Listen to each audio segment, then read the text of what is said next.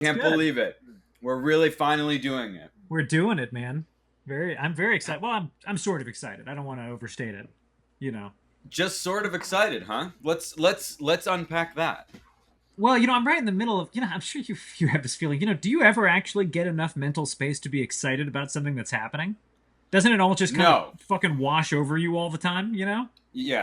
No, I mean, I'm mostly very anxious about things. Yeah. You know. Yeah. Okay, should we talk about some AI stuff?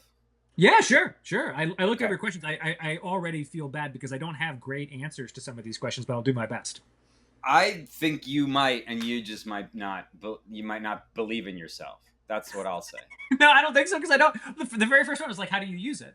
And I don't use it in an interesting way. Well, so I pester it with questions that I think are unlikely to produce good Google results. So for example, there's like a category of questions where you need to disclose an immense amount of information. And just Yes. because of my age, I'm in my mid 40s, a ton of these are like health and physiology related questions. So I want to say something like, what does it mean if your elbow does this, but it's not this because it's not from this, and it happens on hotter days but not colder days, and it doesn't seem correlated with this, and I already looked this up, and it's not that. And that's like a prime where there's going to be a ton of fucking follow up questions. Going to say, well, what drugs are you using? Like I can really get into detail with it. Although, of course, the hallucination problem means that I can never take what it says that seriously either.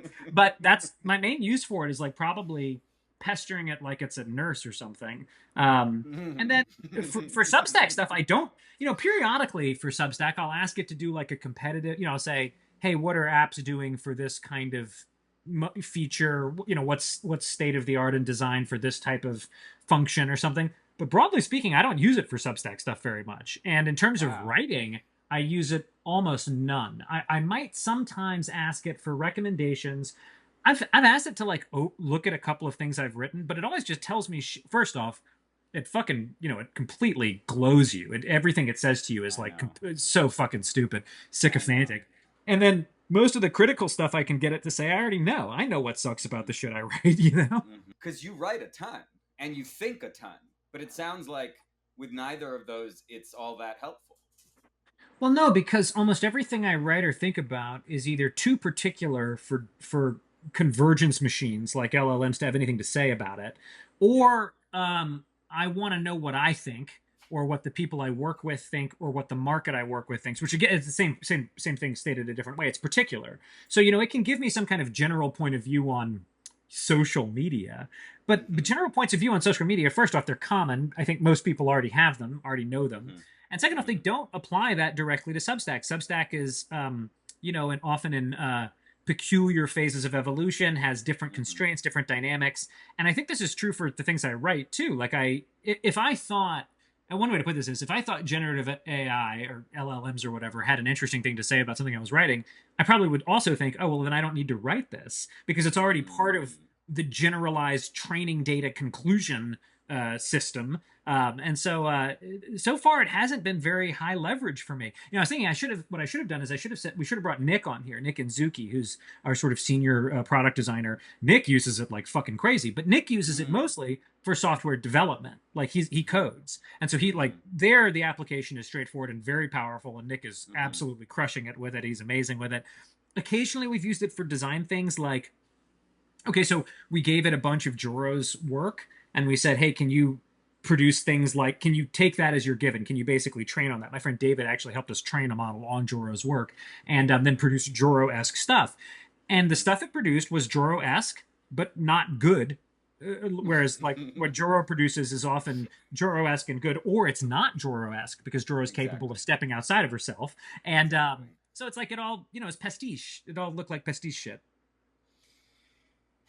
Yeah, I mean, I've done the thing I of like I'll basically because there's enough of my writing out there. I mean, you could do this too. I'll be like write something in the style of Alex DeBranco, Yeah, in yeah. the style of Both I've Are True, I've done this. and and for me, it's like it'll be kind of right but wrong. Hmm. But then immediately I worry that I'm judging it as wrong as a defense mechanism Sure, sure. I think because that's a I valid can't question. I can't admit that it might actually be right.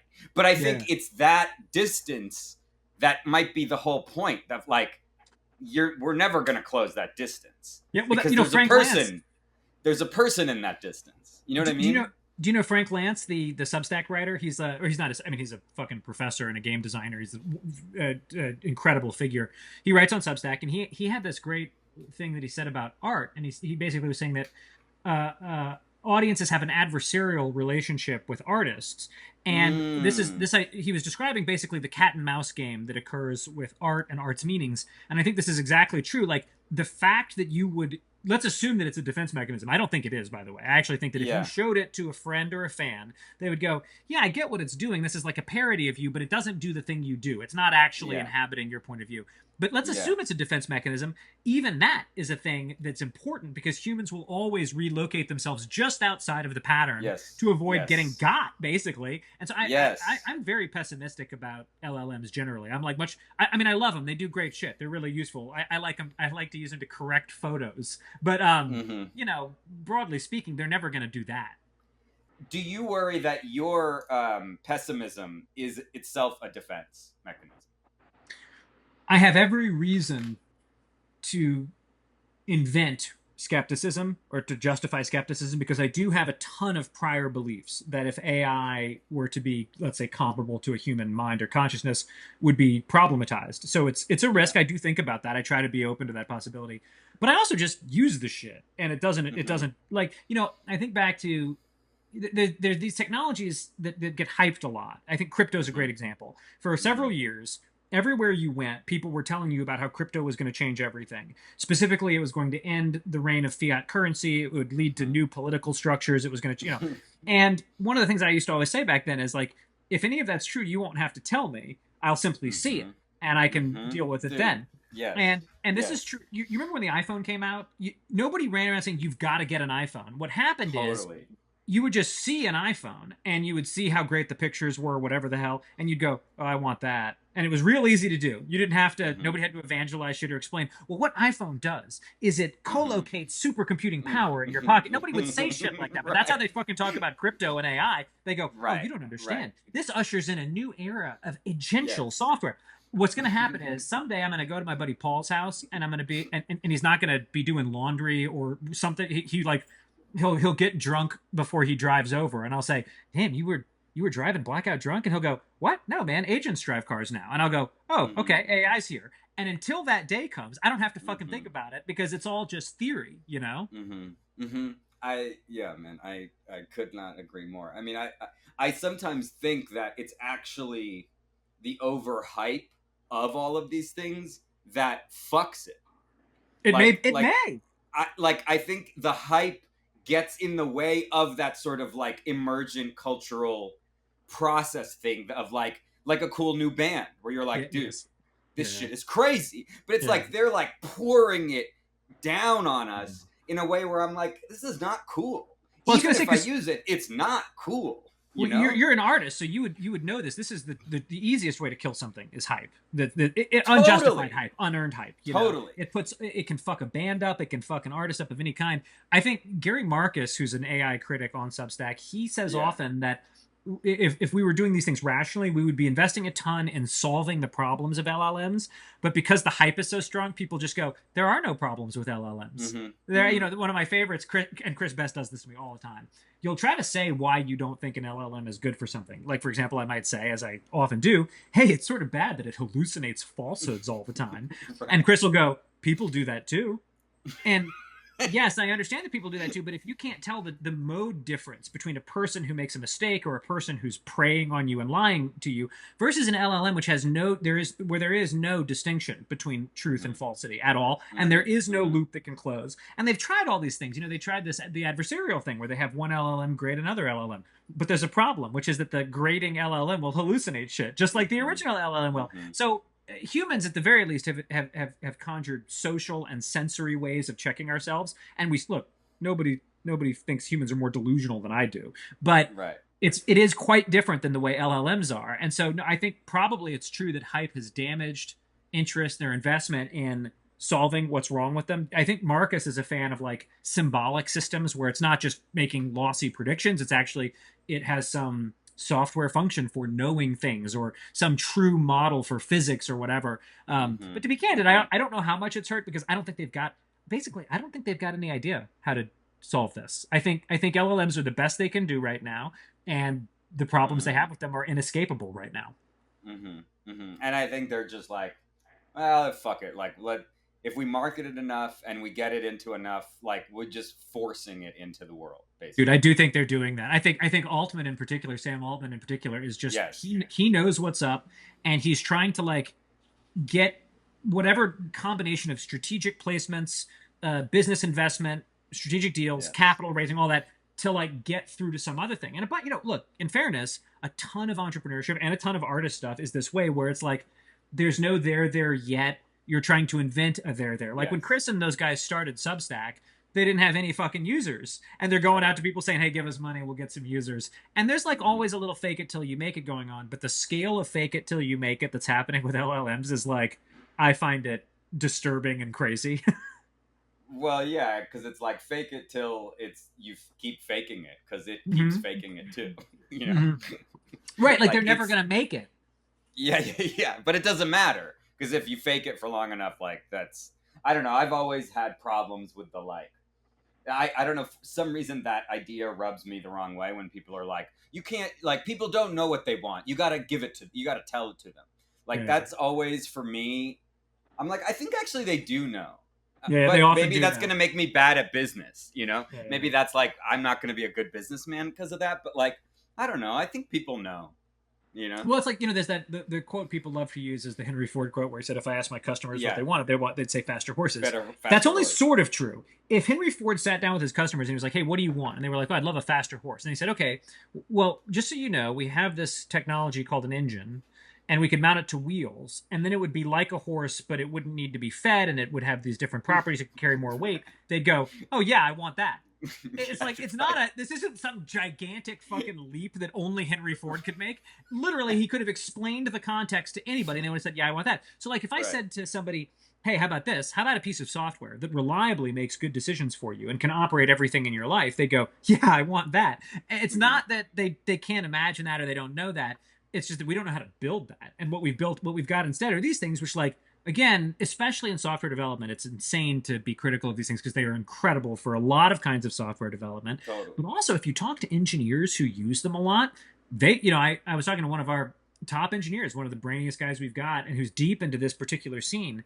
And I was asking Mm-hmm. him about a particular project and what he thought the delta pre LLM and post LLM was. And he was like, I feel like before LLMs, I would have said it could take 10 months. And I was like, and after LLMs, he was like, I don't know, 9.5 months. And I was like, okay, well, so that's not a huge thing. And he was like, oh, no, these things don't solve complicated, hard problems in a particular space that well. What they're really good for, and you see this hype ecosystem online that you see is they're great for starting from nothing and building stuff that doesn't have to support a lot of weight. So you'll see these guys who do their yes. posts where they're like, I coded a thing for my fucking TV in 2 days. And you're like, yeah, it's not that hard to go from zero to a thing for your TV. Now try to modify Facebook so that it works in a different way. And they're like, oh, well, it doesn't really understand the way Facebook does this, and it doesn't understand how this is set up, and I couldn't get it to work right with this. So it's like the particularity, again, just like with creative writing, it's not there because they're Yeah. generalization machines. You wouldn't expect it to be there in a way. Right, right. I mean, I find myself most captivated by it when I am doing those little coding things. Yeah, Because I don't know jack shit about coding, but I think like a coder somewhat. So I can yeah, be like, okay, cool, do this, and then it'll be like blah blah blah. I'll be like, okay, cool, I think that's a great idea. Let's do that. But it's yeah, like it's the blind leading the blind because like yeah, I don't know where we're yeah. going, and Yeah. if you say so, and then like That's me with I'm fit. nutrition. What do you When I'm really? using it for nutrition stuff. Oh my god, I'll believe anything it says. Yeah, And the thing is, what I exactly. often realize is in those domains, I don't care if it's right or wrong. I'm having Right. some I have some excess mental energy that comes from like you having a life in which I'm overexposed to things outside of my control, and so I like to like come up with little areas where I'm tinkering with stuff to give me an illusion of control. So I say, Yes. hey, I want to do this, and I want to what supplement, and if I take this at 3 o'clock, how does that affect this? And it says, here's how it affects it, and I go, great. And then Mm-hmm. if I mention this to Mm-hmm. Abby, she'll go, well, don't you say those things hallucinate all the time? Are you sure that's true? And I'll be like, I don't really want to get it. I don't care. I don't want to know. I don't care if it's hallucinating. I'm just trying to move on. My dad or I think it's Tolstoy who said it originally, but there's that quote about like Russians where it's like it's easy to lie to me because I want to be lied to, Yeah. you know? And Yeah. I feel like there's a lot of that here. It's like Yeah. I don't really care if it's true. Just like this feels good. Yeah, This it feels feels good. really good. This Yeah, feels this is really part of nice. the vibes takeover of the world. Is that even Yes. investors now mostly just want to feel good about their prospects Yeah. for investment. And so, you know, the Yeah. thing, one of the things I think about constantly, because we're in, you know, we have investors and I'm in a venture environment, and you see all these investors giving money to companies that have AI Yes. in their product in some way. Where, if you really think about it, if AI is what everybody says it's going to be, none of these companies have any defensibility. In other words, like soon your any AI will do what these companies are building. So the model companies will get all the money. But then the Hmm. truth is also, as you may know, I'm sure you must have seen this, that open source and fast following models are as good as the most expensively developed models after Yes. about a month. So Right. It's you the know, deep seek thing. When deep the seek, DeepSeek thing, right? yeah, right. OpenAI will spend $5 billion training a model, and then Yeah, a yeah, month yeah. later, DeepSeek has it for free. Well, Yeah. that means that OpenAI can't make any money either, because they Right. might say to you, "Hey, Alex, we'll manage all of your finances for you flawlessly for $200 a month," and then some guy will say, "Hey, I'll do it for $5 a month," and Hmm. you're going to go with that guy. You know, Hmm. LLMs are mathematical, and so I think this is all just mathematical. You can't copyright or patent math.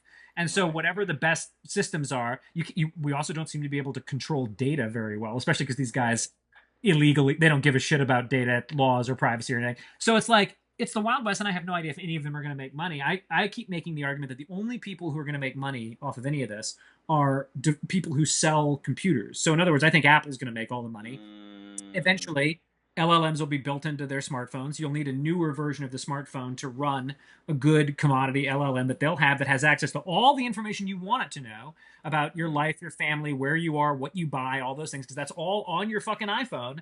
And so then, you know, you'll buy a new iPhone, and right. they make the best portable computation devices. So I still think Apple is the only obvious winner of LLM Okay. stuff. Mm. And best of luck to everybody else. I could be wrong, and there is a thing here of, if that many investors have given them that much money, OpenAI, they'll like make it so that there's a good outcome for everybody. You know, not to Do be too you conspiratorial.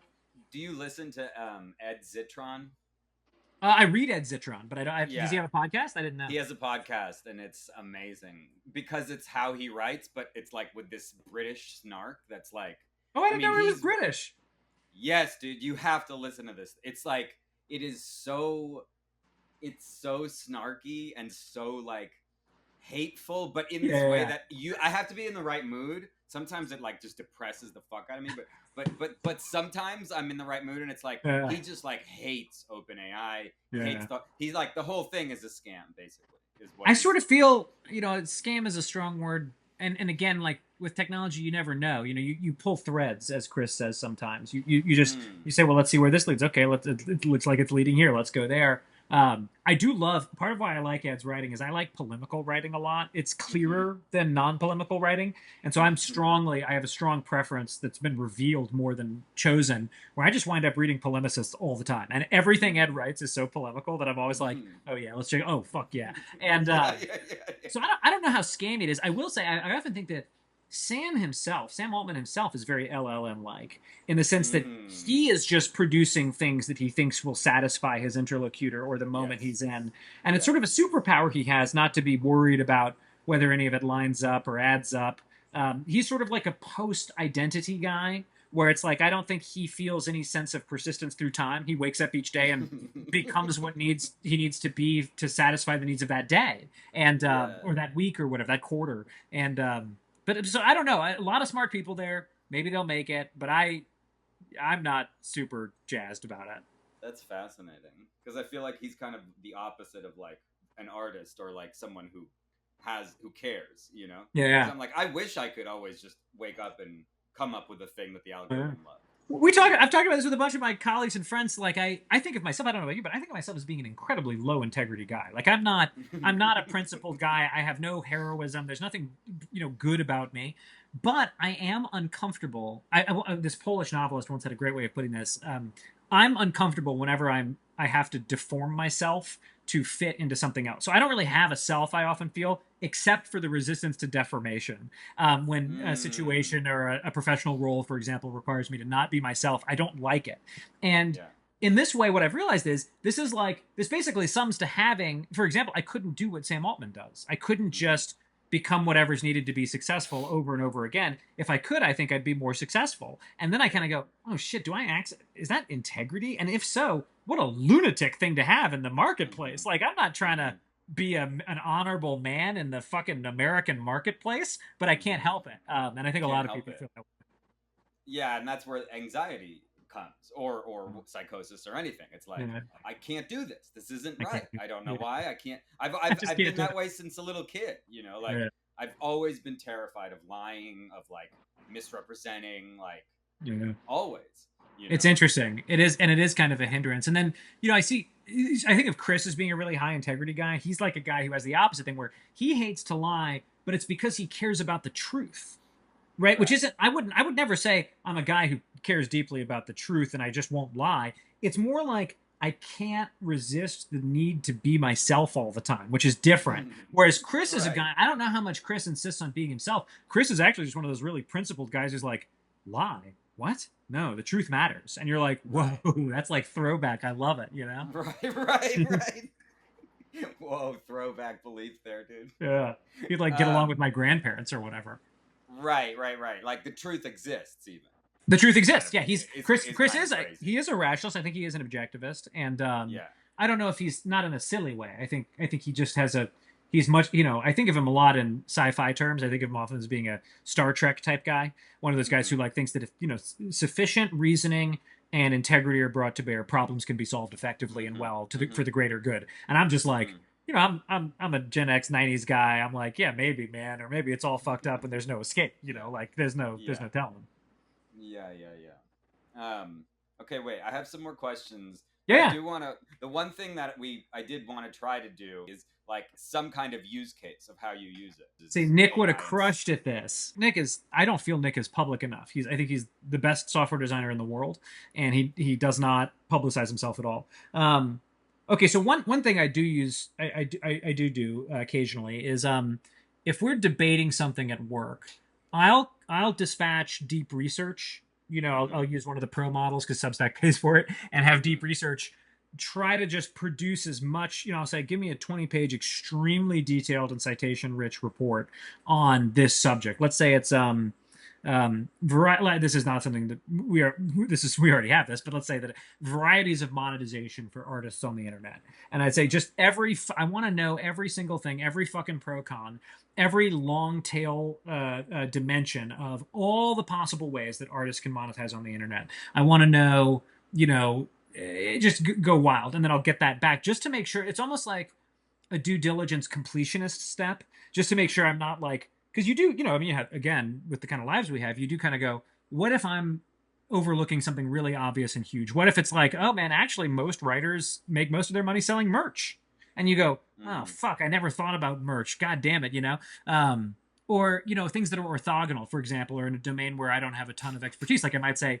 how do video creators monetize? And of course I know about sponsorships and I know what I know, but is there some secret other thing that I don't know Hmm. about? Classes, let's say. So I'll ask it to go deep on that. But I should say I've never had it produce anything that had a delta. So what it comes back with is I'm never like, oh thank God I fucking did that. I'm mostly like, yeah, yeah, yeah, yeah, yeah, okay, we knew Confirmed. about all that. Yeah, yeah. Right. Right. This confirms what I believed already.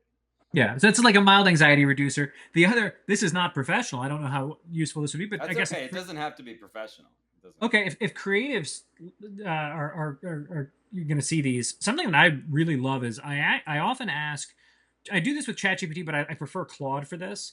I take my dreams to Claude, and I Mm. ask Claude to provide. I'll say to Claude, provide several or as many. I'll try to get it to be pluralistic. It doesn't. It wants to just do one usually, but I try to say provide as many complete analyses of this dream as you Mm. can, knowing what you know about me and about the recent events of my life, which I'll sometimes Mm. specify just for completion. So like, I've been I try to write my dreams down. My mother passed last year. I would say to Yeah. Claude, hey, what this, given that, what is this? And Claude is actually the thing about dream analysis is that you're really just looking for possibilities, right? Symbolic possibilities. And you'll often kind of thread your own way through whether they're resonant or interesting or not. Yes. And so it's quite good with dream analysis. And similarly, it can be sort of good taken in the same spirit that is symbolically productive, provocative, but not as like an arbiter for relationship stuff for conversation. So I see these articles about people who use it as a therapist. That seems crazy to me because, in theory anyway, your therapist is supposed to have some degree of authoritative insight into how humans are. And I don't think these things have that shit at all. I think they just have like the tenor of blog posts that they've ingested. And so like they'll give you just pap over and over again. But if you're looking for like, again, to use the word generative, provide, say, hey, look, so my wife and I had this exchange. What do you like? Provide 5 different ways of thinking about that exchange from, whatever point of view, from the psychological point of view, from the PTSD point of view, from the bipolar point of view, from the, abandonment, attachment theory, whatever point of view. I think they're pretty good at that. Like they'll cough up a bunch of shit. Occasionally you'll kind of be like, oh, that is, I had not really considered that dimension to it. Yeah. I like it for that. The dream thing is probably the number one thing in terms of, I didn't have anything for this before. And now there's there's a rich, long history of crazy dream analysis from Claude. And I like Claude's personality pretty well. It's a little bit cloying, but I like it mostly. Yeah. Is there an example of a dream one that you could share, or is it all too kind of personal? Oh, no, none of it's that personal. It's all pretty fucking funny is what it is. All right, so Claude has helpfully titled this The Colorful Piano Casket Dream. And I wrote, last night I dreamed that we had a funeral for my mother who died last year and who asked for no funeral. I cried and cried in the dream, and it felt good. Her casket was very large, almost cabin-sized wooden structure, painted extremely colorfully with lots of piano keys painted on it. It seemed to be a piano in a way. The setting was a large modernist chapel, seemingly in Texas, with marble floors and walls, like a museum space, really. Relatives were there. Any thoughts? And it gave me this kind of... there's a little bit of fluff in here, of course. Piano-like casket feels particularly was she connected to music at the piano. Transformation of traditional casket into something so expressive, colorful, and musical suggests perhaps a celebration or reimagining of how to honor her memory, etc. Setting is interesting too. The fact that you were able to cry freely in the dream and that it felt good is meaningful. Sometimes dreams can provide the emotional release or ritual we don't get to have in waking life. So it asked me to share more. I said, well, she loved and lived in New Orleans. Music was important to her and to my childhood. I was a musician myself for a while. The overall quality of the structure was like folk art, bright colors and simple painting and shapes, like Clementine Hunter, who she did love. My mother was crazy about Clementine Hunter and in general loved folk art. And I guess in a way this dream is like fairly straightforward to interpret. At least it seems that way now in the chat. I don't know if I had any real insight. My habit is to do it right when I wake up, Yeah. So let's see, deeply personal to her and connected to broader cultural tapestry she loved. And this is actually true. This was like one of those dreams where I was really glad I had this dream because I was like that because what it said is true. I'm old and locked down now. It's hard for me to like experience emotion viscerally. And so it was I think the word they use is cathartic. It was kind of a nice dream, fitting tribute. And yeah, okay, so this was a theory that popped into my head when it mentioned modernist marble-lined chapel is striking, placing the warm-lived cultural experience of New Orleans within a more formal space of memory and reverence. And that made me realize that my father and my mother were kind of opposite in this respect. My father passed too 3 or 4 years ago, and it basically made me realize just the conversation. This is again going back to this thing of these things don't know anything really, but your interactions with them around stuff where you only need provocation and generation and the experience of thinking about it in a conversational way, that can be quite useful. And so in this way, when I was talking about it, I was like, oh, it's almost like my father was from Texas, and I sort of associate cold modernist spaces in Texas, like the Houston Museum of Art, for example, with him. And so this was a little bit like my mother in like a kind of a packaged way inside of a space that reminded me of him. And the dream seems to create a space where both parental influences could coexist even in their contrast. Sometimes our dreams can synthesize these different elements of our heritage in ways that feel both true and revealing. The fact that this is very personal ceremony for your mother took place in a space that perhaps carried echoes of your father suggests a kind of integration or dialogue between these major influences. And then it asked me to share more about the different sensibilities. And I said, look, man, I got a life. I got to move on. So I didn't do it. And that was that. Right, right. I mean, this is I love. Thank you for sharing, dude. This hits on a theory I have about what these are, which is like, what you just described is basically like a tarot reading, Yeah, right? yeah, yeah. Where and people are like, oh, tarot's bullshit, and I've always hated that because it's like, no, it's not. It's profound because it's like they're I've just had showing you cards. crazy tarot experiences, by the way. Exactly, me too. And it's like, no, the cards didn't have the truth in them. They brought the truth out through me, but I Yeah, needed the cards to the images evoke the truth, whatever. And it's like, I yeah. think a lot of religious stuff is that way. It's I do like too. the concept of God is the powerful thing that makes you feel whatever. And this feels very similar, and a lot of LLM stuff actually feels this way, where it's almost like a super advanced like BuzzFeed test. Yeah, Like yeah, how we yeah, used yeah. to love those Yeah. BuzzFeed tests, where it's like, oh my god, it knows me, blah blah blah, and it's like, Yeah. this is kind of that. And I think there's something like beautiful and profound about that, and I think Yeah. it does do a good job with that. But that doesn't mean it's conscious, or it doesn't make it's like it doesn't make it all these other scary, crazy things. It just means like it's a new tarot deck. Yeah, I love that. I especially love that because Chris is really he doesn't like what he calls woo stuff, and of course you may know my entire life is woo stuff. Yeah, Like all I same. fucking do is woo shit. I And am fully woo. Yeah. I've had incredible. I one time had an experience with tarot where a woman I knew who I had worked with, a designer, she was really into tarot, and I went over to her house and she did a tarot reading, and that morning, or not that morning, like maybe. Basically, Abby was pregnant, but nobody knew.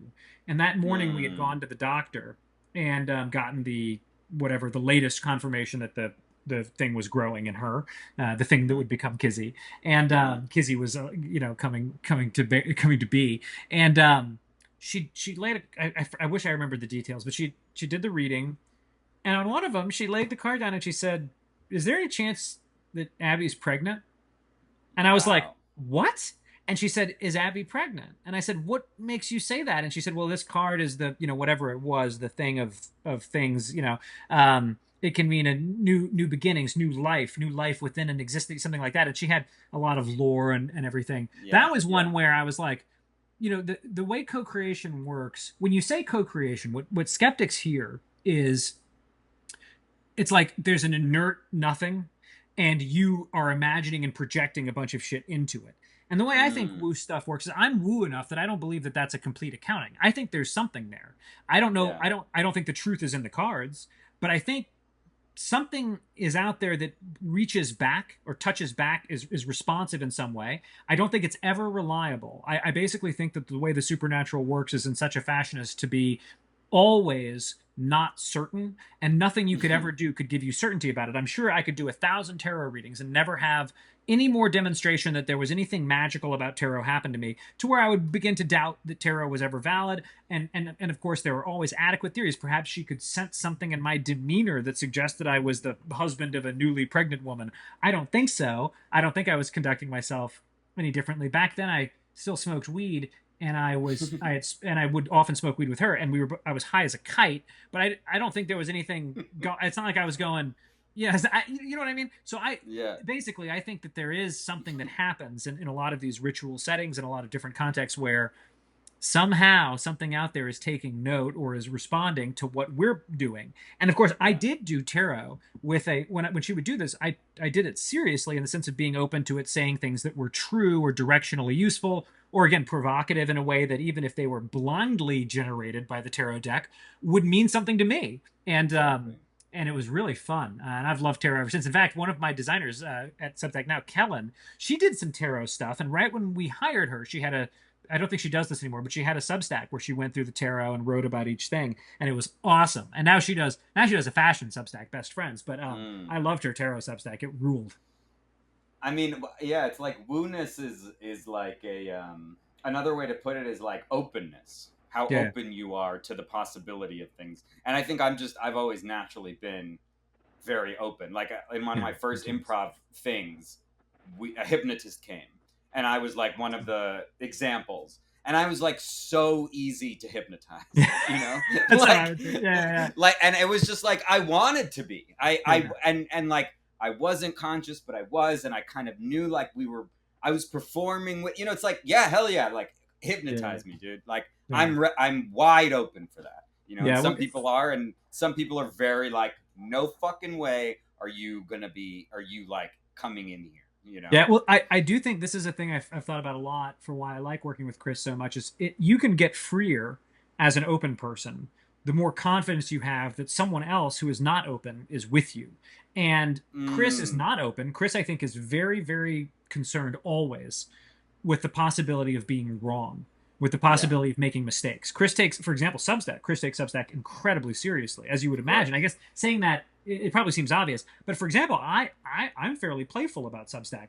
Mm, Livelihoods depend on it, but I also think it's important with creative endeavors to be playful. And if Chris came yeah. to me tomorrow and said, "Hey, what if we completely change the way feed works? What if we completely change?" I'd be like, "Hell yeah, let's try it. Let's do it. Let's see what happens."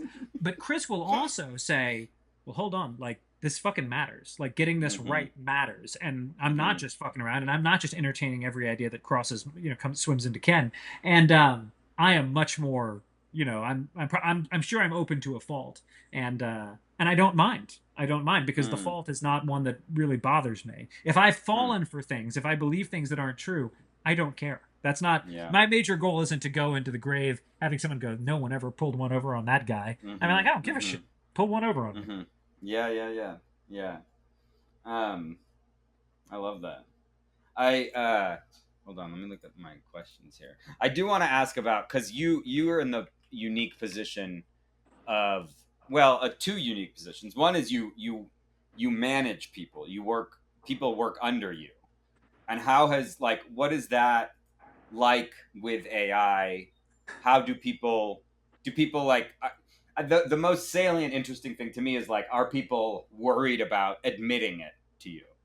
Um, No, no, because they know so I've told them some of my designers, all of them in my view are excellent writers, but some of yeah. them don't believe that they're good writers and they don't Mm-hmm. like writing. So for example, Mm-hmm. when review season comes around, um, I'm super excited to write like a 5,000 word thing about how fucking awesome I think Vivian is.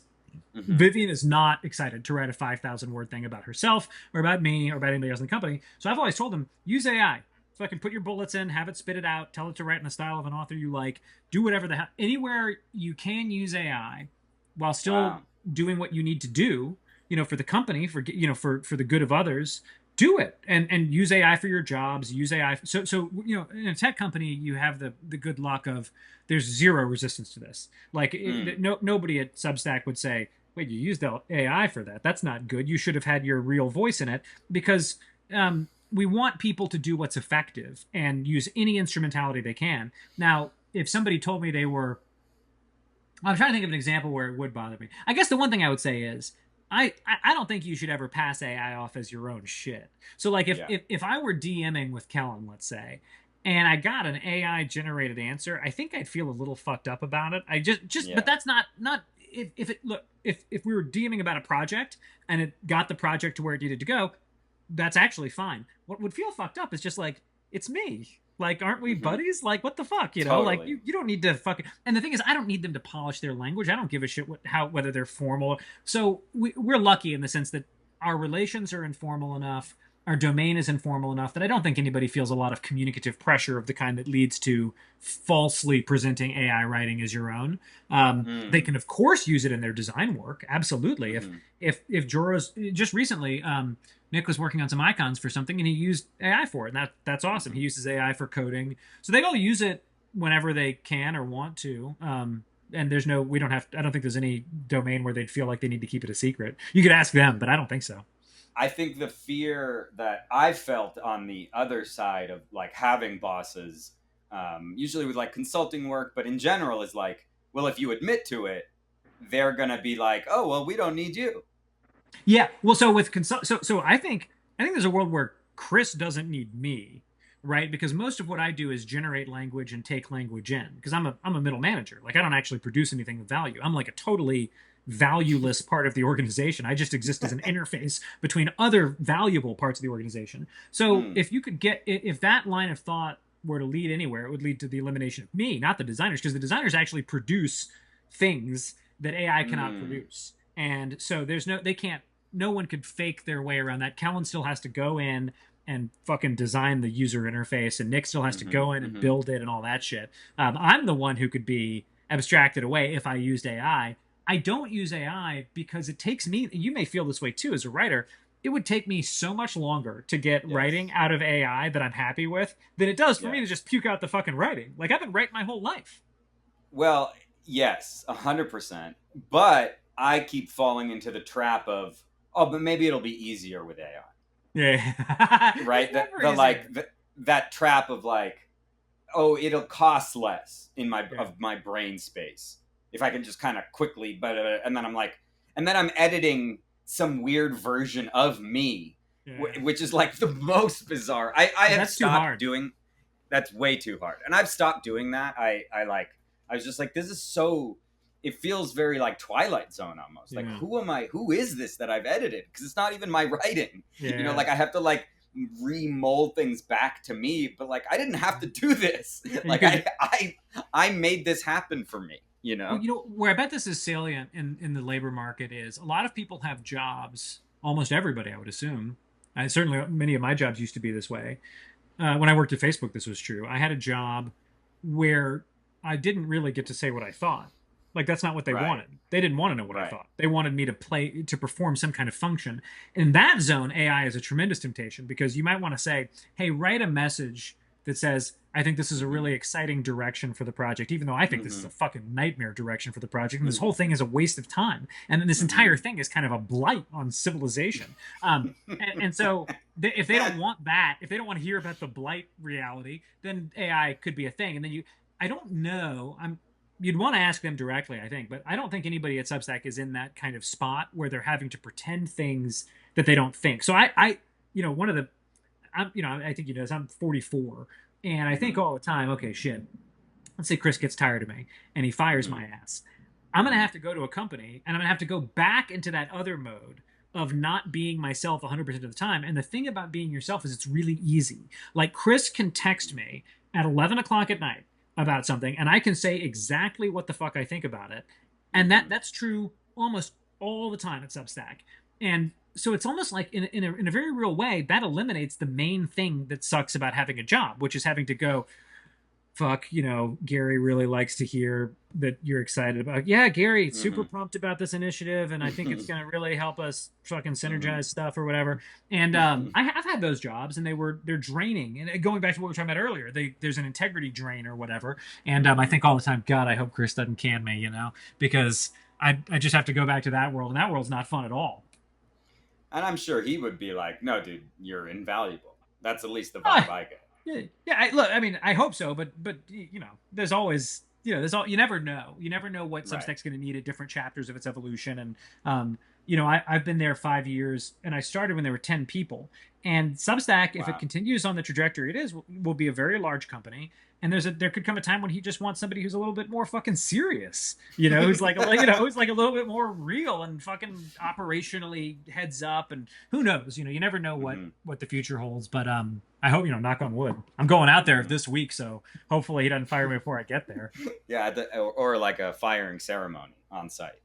Oh, that would be goddamn. Traveling to California to get fired. Fuck. Okay, I That's know a, you're an anxious person, so forget that. no, no, no. I don't. I That doesn't worry about it. I've always thought, well, if that happens, I'll just go back to Facebook. Yeah, yeah. Um, what? Oh yeah, the other big one is like you see at Substack all of the writers and all of the creators and all of the making and the doing and the you have such an interesting vantage point there. I love it. Um, Yeah. yeah, I mean it's fucking crazy. I want to hear about it in general, but I also want to understand like what do you see AI doing to the ecosystem? Well, I think a lot of writers, there's so many types, so many verticals, as they say, right? Like there's Yes. finance writers whose newsletters are all about their ability to summarize market trends that often take the shape, at least in the ingestion phase, of data. And like, Yeah. LLMs are fantastic for all kinds of things like summary, data analysis, Excel work, coding, all these types of things. So I could see AI, I hate even using the term, I could see LLMs becoming part of the processes of lots of different writers in lots of different domains. I think I am probably, and maybe this is quixotic, but I'm pretty bearish on LLMs being able to do creative work that audiences care about stably over time or pay for. Mm. So I think there's Mm. every chance that you'll see a thing. I think I saw a fucking thing this morning that really cracked me up. I try not to get involved in any controversies, but there was this post going around where this woman wrote about how she doesn't think Virginia Woolf is that good, or she didn't find Virginia Woolf. Do you know what I'm talking about? No, I didn't. I haven't seen this. This is really good. So this woman, she basically, she as I'll just quote from the note I saw. How my entry into this was Sam Chris posted a note where he said, "Hey, Mm. there's a rage bait article going around about how Virginia Woolf's not good, and it's written by notionally a black woman who says that Virginia Woolf's not good because she doesn't resonate with her experience as a black woman, isn't sort of on the level racially or politically or culturally or whatever." And he said, "I say notionally a black woman because this piece was clearly written by an LLM, and the way I can Mm. tell it's written by an LLM is that in the piece it literally discusses the Virginia Woolf novel Orlando, and it says that what sucks about Orlando is." That it's these themes of gender and so on float above the lived experience that I've had. But Orlando literally has overtly racist shit in it. And Mm. if you had read Orlando and you were a black woman who was writing about how Virginia Woolf was racially not cool, you would mention this very overt racist shit in it. Where Mm. Orlando, I've never read Orlando. I don't know anything about the subject at all. But basically, Orlando, I guess, at some point is cutting off some dude's head and he calls him a Moor, uses a racial slur, all this stuff. Mm. I don't know. Anyway, I think you'll see a lot of stuff where an LLM will write something and it'll pop. You'll get, and Yep. people go, fuck, look at this. I don't think there's any sustained value to be captured there. So I think it's very unlikely that LLM writing will accrue subscribers who pay over time. Where it does, that writing will be of a different variety than creative writing. So for example, again, going back to those finance letters, let's say you're some wonky quant person and you're extremely good at understanding market data, but you're a terrible writer, and Mm. you have an LLM write your newsletter. Your insights help people on the stock market in whatever way people on the stock market get helped. And but the writing is not, it's not about the prose. Right. Okay, then Right. LLMs can write the letter where it's like Right. it's transactional, it's about something else. I don't worry that the slop era is going to be meaningful. We've had these eras Mm. before where something suddenly gets cheaper or easier. I think Photoshop's a great example of this. There's a period Yes. of I time think where if about you Photoshop a want, lot. man, because Photoshop was big, and if you lived through it, there was this era where like if you wanted something that didn't look like stuff you already had, you were shit out of luck unless you could pay an artist. And then Mm-hmm. Photoshop comes along and like all kinds of people can make all kinds of things happen. And there's this brief period I remember in the 90s where I would go online and I would just like look up graphics. I'd be like, ooh, here's a picture of like a fucking mountain with lightning behind it that somebody made it. How cool. And now Mm. you couldn't show me a graphic cool enough to excite me because I'm dead to it, because I've gotten back to only caring about the real and the creative. Mm. And so that'll happen with slop, where there'll be some percentage of, I saw a thing on Twitter of like slop videos that had big view counts on TikTok, and they were Yeah. like crazy fucking weird videos. That's going to be a little chapter where people are like excited about crazy weird videos, and then people go, oh yeah, there's infinity of those. That's cheap and Mm-hmm. it's infinity, and that adversarial thing will come back and they'll go, no, but I want to see something that's interesting and hard to come by and rare and Mm-hmm. novel. And AI Mm-hmm. as such, generated shit as such, is not novel and is not hard to come by, is not rare, is not going to change anything about how I think or feel. And so the scarcity problem of creative work, of voices that are interesting, of culture that we care about, of things that resonate with us, I think it's just going to return with a vengeance, like it always does. There's basically no escape out of the scarcity problem of meaningful shit. And so my vantage is people are going to figure out ways to use it that are some are going to be good, some are going to be bad. In some number of years, it will return to being a peripheral issue in the same way that word processors and Photoshop are. Mm. Mm. I like that.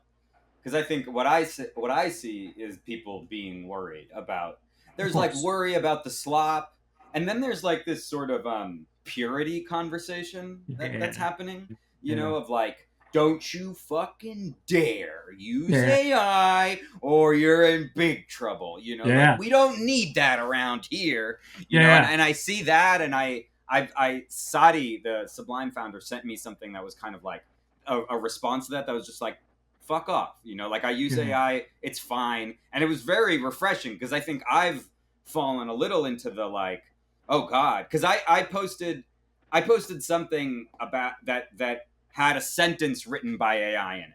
Yeah. And then somebody commented that they really liked that sentence. And then I felt this like pang of guilt. And I wrote a whole big piece about it where I was Oh like, shit. I was like, I feel like, is that bad? Am I lying? Like, Yeah. it was me exploring these questions of like, what's okay, what's not, Yeah. where is the line, what what do I have to disclose? Do I have to be like, Yeah. hey, I used AI in these ways? And then do I have to be like, hey, this is what I ate for breakfast too, because that affected Mhm. me? Like Yeah. where do you draw the line? Yeah. And then and the interesting thing that fucked me up was the comments. There were a lot of people who were like, don't use AI or I'll unsubscribe. Yeah. Oh yeah. Well, I think for especially in America, but probably worldwide now, the desire to moralize issues is very strong because people want Yes. to be good. They see a Yes. world that features a lot of things that aren't good, and so they're always Yes. on the hunt for sort of new wedges that they can use to distinguish Mm. good from evil, and Mm. everything rapidly becomes a kind of a moral question. And I don't dispute that there are moral dimensions to AI or to LLMs. I mean, for example, I absolutely think that it's fair to say that LLMs are plagiarism machines in the sense that they 1,000%. derive their functionality from people's work who were not credited or were not Yeah. and are certainly not going to be paid. Now, I'll say, in fairness, to LLM companies, if you were to take any individual's contribution to the LLM's training data set, it's so minuscule and it would be so replaceable that we're not talking about people have been denied millions of dollars or thousands of dollars or hundreds or tens or even single dollars. Probably many of us whose data, like I've been writing on the internet since the 90s, I assume I'm in there somewhere. I'm probably owed by OpenAI 1/100 millionth of a cent. And Mm-hmm. if things Mm-hmm. were fair, there would have been this kind of dispersal. It's also true that LLMs are likely to produce more value than they extracted. That would be my guess. Mm. If I were someone who hated tech companies and really wanted to resent LLMs, I'd probably be slightly celebratory because they're gonna fuck up a ton of software engineers' wealth accumulation. Like they're gonna Mm-hmm. hurt people like me who work in prod dev. So you're gonna get your own against tech company people. Don't worry. And Mm-hmm. and then try not to forget everybody winds up in the dirt anyway. But Mm-hmm. so I don't feel strongly moral about them. I do think the moral energy or the moralizing energy is probably not that helpful to figuring out what we do want. But I think that what will happen is in the watch. This goes back to my view, my platform view. I watch this. Everybody's figuring out, in real time, as they say. There is no other time. I don't know what I hate that phrase, in real time. It's like what fucking time are you talking about? What's the I other one? I I've been writing an essay about this with like I've been doing this with a lot of phrases of like No. I'm having the time of my life. Always true. It's always true. You can't have any other It's time like I just than the talked to time of your Sherman life. Alexie about this on notes. You hear this phrase lived experience. Well, what's the other kind of experience? You have some fucking dead experience? I'd love, and I told Sherman, I was like, man, if somebody ever told me in my dead experience, I would be all ears because I'm super interested in what happens before and after birth and death. But Yeah, yeah, nobody ever yeah. says that. They just talk about lived experience, which I think is just experience. But it's something about Yes. experience isn't carrying water anymore. Mm-hmm. But I so, lived this. Yeah, but sorry. Go ahead. Go ahead. but yeah, You were I mean, saying in that's this what it time. always is. Um, People are figuring it out as they go, and Yeah. I think it's fair for audiences to say, hey, these are my requirements. I really, because for example, in your case, I do think one of the reasons people love to read you is the you inside of it, and the degree to Mm-hmm. which that's diluted is a reduction in what they're getting from it. Some people call that parasocial. I don't like that phrase, I parasocial. don't either. It's pejorative in a way that doesn't make sense. Like, Exactly. I love a lot of authors and shit. It doesn't. I don't think there's something unhealthy about that. Right. So in any event, to your point about breakfast too, you don't know what goes into people and what goes in, Right. where they pick things up and where phrases come from. No one does. Even gestures. Gestures have this funny property of moving around the world and in populations, as one of my heroes, Kadera, talks about, without anybody having any idea what the provenance of them is. Mm-hmm. There's some Mm-hmm. physiology, or physiology. It's like your body has certain propensities, but you've clearly seen things. you model things, and who knows where you got a gesture that somebody else might say, that's Alex. That's Hmm. Alex in a nutshell, that gesture. And you'd go, I Hmm. actually That picked that voice. up from Yeah. watching Cheers, you know? But Well, yeah, because people replied to that. They on the comment where I kind of divulged, they were like, that last essay did seem a little off. yeah, yeah, I think But it's like, is that true? Or I don't know. It's hard to. you'll never No, know. You'll never know. exactly. Well, one thing you know is this is a little bit like there's a million things like this where when you test it, it's not there. So when we do those things, I Mm. think Scott Alexander does this periodically, where he'll give people 10 poems, some written by AI, some not, 10 paintings, some made, and they can't. People can't reliably distinguish. Hmm. Some of that I think might be the pressure or anxiety of having to make a decision on a test rather than living with something. But that doesn't mean that people can't tell. They it might mean that they can't always tell reliably, but in certain contexts, you can absolutely tell. Like there's zero chance an LLM could fake my wife to me, or vice Hmm. versa. There's Hmm. just so many. Your model of people you're close to is so rich. There's zero chance of that. I think a lot about this is a totally maybe this is kind of orthogonal, but scientists are always saying that there's no difference between different alcohols. Almost Hmm. every human who drinks, I don't drink, but every human who drinks, if they'll say things like, "Oh man, you don't want to be around me when I'm on tequila. I'm Hmm. dead. Hmm. Tequila makes me fight. Wine makes me expansive and philosophical, but tequila does this, you know." Hmm. And Hmm. if you try to research this, scientists are always going, "No, none of that's true. It's all just ethanol. It hits your bloodstream. You know, there could be some thing about the amount and how quickly it goes in, but if you control for that, it's all the same." And all I know how to tell, all I can say is, fucking bullshit. Go out and drink some shit. Like Hmm. the entire world isn't hallucinating the deltas between different alcohol delivery mechanisms. Hmm. Just because you Hmm. can't figure out why that would be or what the fuck is going on with it, you know, for all I know, different demons live in different liquors. Okay, I don't fucking know, but something's going on out there. I think that's Well, true of LLMs too. do you read or listen to Jared Lanier much? You know No, that you know guy? what's I know him because he was like a legend in the night. You know, he's an early Yeah, cyber legend. yeah, You yeah, know, yeah. but I haven't seen anything Invented from him in VR, I years. think. Yeah, The he's credited as like the father of VR or something. Yeah, Yeah, so he's been I'll send you some stuff. He's been talking a lot about AI and kind of where he wants it to go, and he wants to create a model that does give people credit and pays them, yeah, because he's like, that is the real problem, is that we're just stealing. That's yeah, like the core thing, and he's like, it doesn't have to be that way. But one of his big things is he's like, the whole Turing test thing of like, hey, can you tell whether it's an AI or not? It's like, yeah. that's such a weird test. It's not a Who real would test. ever do that? And the same thing goes for, hey, can you tell that this art was made by an AI? Like, in what real reality is that going to happen? No. Well, I Right? mean, Like the like whole we don't use that standard anywhere. exactly, like the assumption in reality is like, hey, I'm going to tell you who made this, Yeah, and like, yeah. you know, I guess I could lie to you, but like, it's such a weird that test is not what we're talking about, No, I right? feel bad for Turing too, because Turing was such a great thinker and scientist in so many ways, and And he's he was remembered almost for proposing this. that as like a razor, like it was like a just a, you know, kind of, not that it Yeah, was thoughtless, but he was basically just trying to kind of, you know, we were exploring. It was early. It was very early, you know. yeah, yeah, But yeah.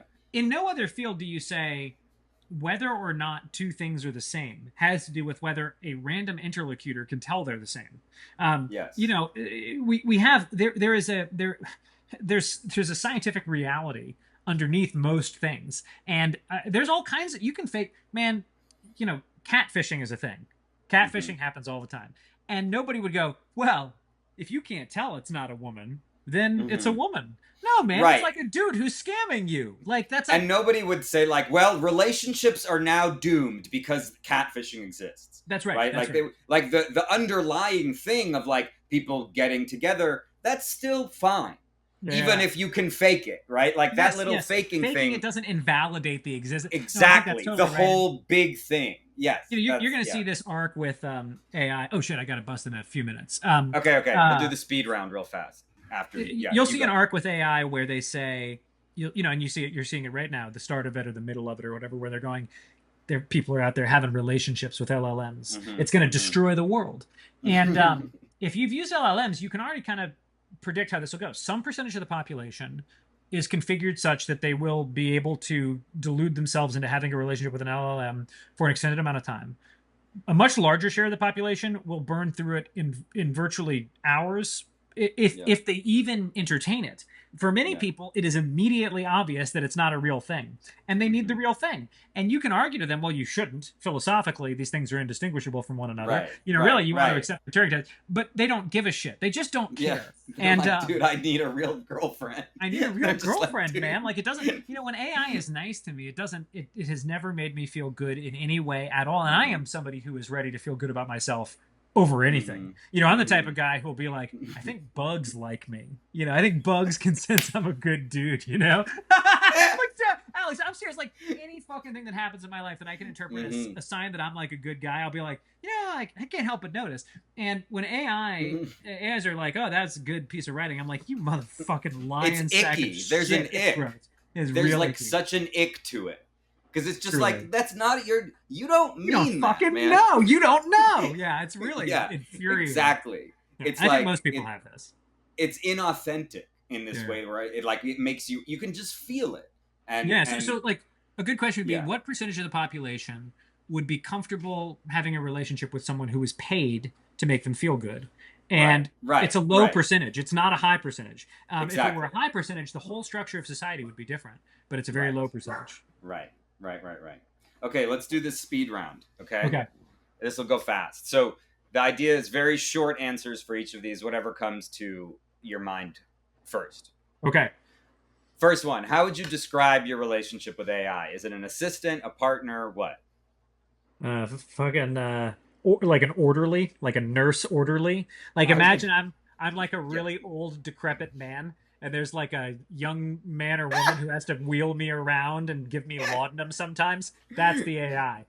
Mm, great. I I float love, crackpot yeah. shit by it. I go, don't you think it's true that Windows have gotten worse? And it's like, yes, sir. It's really Windows aren't like they used to be. And I go, Uh, what happens if I fucking take oregano at the same time as sugar? And it goes, well, sir, it's like old man yells at sky, but now it's old man yells at AI is the new yeah, meme.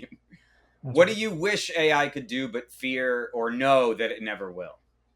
I wish AI could reliably abstract all administrative operations from my life. Like, I wish I could say to AI, hey, handle all of my official shit, like anything from banks or companies or anything where you think I don't really want to be personally involved, which should be easy enough to model. Handle that shit and just ping me with any questions. I think that might actually someday be closer to possible. I guess on a certain level, I wouldn't mind it if AI could be a full mind and a consciousness like ours, so that we could dispatch things to it and live it. But I don't think that's possible at all, and I don't think that's going to happen. Okay, I like that. Everyone's making predictions about AI. Let's make a prediction about humans. Where do you think humans will be in 10 years? I think humans will be in the exact same position in 10 years that they have always been in. As I asked that, I answered it for myself, and it was exactly that your same answer. same thing. Yeah. What question about AI and creativity aren't being asked enough? That's a real, I think the question I always think is it we don't ask enough how our minds work. Mm-hmm. Nobody really seems to object to the fact that there is no theory of how minds work. You can't, Right. if you ask a scientist, a doctor, neurophysicist, any biologist, anybody, and say what is a thought, they can't tell you. They can't tell you what the relationship between a thought and the brain is. They go, well, we're very confident thoughts happen in the brain, or that stuff that's happening in the brain is so closely connected with thinking that if you destroy the brain, you destroy the thinking. But we don't know what it is. Like you can't. It's not Mm-hmm. a neuron firing. That's not a Mm-hmm. thing. Mm-hmm. And then Mm-hmm. people say, well, it's a complex symphony of neuronal activity. Okay, thanks. Like, what is it? What is happening when I think? How does creativity work? Where do ideas come from? Why do some people think better than others? We have a bunch of adjacent shit we can talk about around all Mm-hmm. this, but it's sort of like we're still missing a core theory of mind. Mm-hmm. I don't know. Do you think we'll ever get it? I don't know. Yeah, me neither. I don't. I think it doesn't want to be known. I think it I doesn't think want to it's be like known. I think it's like the minute you look at it, it's gone. You That's know? what, I think that's right. Yeah. Yeah. Nobody likes that answer, though. By the way, nobody likes that answer. Yeah, because they want to. Everybody wants to figure shit out. You Yeah, know, they gotta stop. We that's gotta the stop. we gotta let. Yeah, you and I are very similar. I feel like in this on this domain. Last thing, what do you wish people talked about more instead of AI? Oh, uh, uh, things that they loved. I Mm. basically I think the whole world. So I one of the hottest takes I had, this is a long time ago, was this isn't actually a hot take except that it's critical, and I don't mean to be critical because that's violating the point of this take itself, which is anytime you're angry about something and you're writing about it, you should try instead to write about the good thing you are mad that the thing you're thinking about is not. So, for example, if you're mad about something Mm. happening with a political development, instead you should write a post about how you think politics should go in an ideal world. If you're mad about a Mm. bad movie, you should write about a good movie instead. And so, in general, I just wish more people spent more time writing about things that they loved, things that they admired, things that they thought should happen, not contra something else. Because I think in a way, I feel like that's how you get entangled in the nightmare of the world and become part of the problem of the Mm. world, is you're always talking about something else and not the good. You're talking about something that's not good. You're literally we spend, and I do this, of course, but this is advice I give because it's the advice I need. I spend all of Yeah. my time thinking about what's not good, and that's Yeah. ridiculous. Meanwhile, Yeah. I've devoted very little thought to like what is the good, what should happen, how to be, what's actually worth. And so if everybody just took their energy writing about AI and instead wrote about what we should be writing about, or what you should be watching or listening to or reading, or how you should be living, or what's beautiful about the world or good about the world or good about others, I think that would probably be good. I don't know, maybe not. What are to end then? What are some things you love? Let's see. Well, it's fresh in mind because I was watching it with kids this morning, and you're a film guy. Terrence Malick movies are phenomenal with kids. Dude, oh my god. Kizzy I did not know loves. that. I haven't tried that. Which one So, did you watch? so we watch Tree of Life. She loves Oh Tree of my Life. god. There's no exposition. So there's no thing Yes. where some guy's going, if he doesn't get the loan back to me by Mm-hmm. Tuesday, Mm-hmm. I'm gonna Yeah, it's a detonate the. poem. It's It's like a just a poem. visual. So Yeah. she watches it. She goes, "Oh, kids playing, fucking beautiful scenes." With you have to skip some stuff, but broadly, it's really good. And Kizzy loves the New World, the movie he made about Wow. Pocahontas. So you have to skip Yeah. some battle scenes in that one, but otherwise, she is all about the New World. Man. Okay, so really fast, I'll just Tree of Life was the first movie Lauren and I ever saw together, which is like That's deeply incredible. in a You're like, in a you're theater absolutely fated to get married if you in a first. theater in Austin, and this was right when it came out, and I my second job was working for this company called Tug, and it was founded by one of the producers of Malik of Tree of Life, and our office we shared an office, and so I was like eating lunch with Terrence Malick, and I didn't know who he was, and so one day I had this like long conversation with this old guy in a Hawaiian shirt, and everyone after was like, "Dude, that was Terry." And I was like, "Oh shit, that's Terry." I had no Holy idea, shit, Alex, that's but like it was casually meeting crazy. God. That's I amazing. know, I know, and he truly was like just a chill guy in a Hawaiian shirt. Like that's I what buy God that. is, I buy you that know? because you could tell it's like he puts it in the art. You know what I Exactly. mean? He puts it in the art. Yeah. He's not trying to. But Nick and Zuki, the designer, we were just looking at. There was an auction. They were selling Brad Pitt's outfit from Tree of Life, and it was for like Wow. it would be auctioned off the shoes, the slacks, and the brown shirt with the two pockets, and it Mm-hmm. was around $500. And Nick was like, "I'm getting it," and he bid, and then it got up. It was a bummer because I think Nick was going to go pretty high on it because Nick is Uh huh. tall. I would buy it, but I'm short, so I can't wear it. Mm. But Nick could actually fucking wear it. And I Mm. was like, Nick, you got to wear it, and then you got to embark on adulthood, man. Like you got to like just put that Right. outfit on every day before you're gonna go be a fucking father, husband, whatever. Mm-hmm. And Mm-hmm. fucking he got outbid by like a few $100, but the final sale was like $1,800, which is like a ton of money. But it's also Right. like for the fucking uniform from Tree of Life. Like I think that might be the greatest movie that's ever gonna be made. And I I just watch it love over and that over movie. again. Yeah, yeah. It reminds me I need to rewatch it. It's so good. Kizzy asked me to throw it on, and then lately she's been loving Tree of Life, which is really I find it interesting because she saw the Disney Pocahontas, and then I Mm-hmm. just mentioned to her offhandedly. I said, "Hey, you know that movie Tree of Life you like? The guy who made that made a movie about Pocahontas." She said, "I want to see it," so we put it on, Mm. and immediately she was like, "This is more interesting," because she likes the Indians more.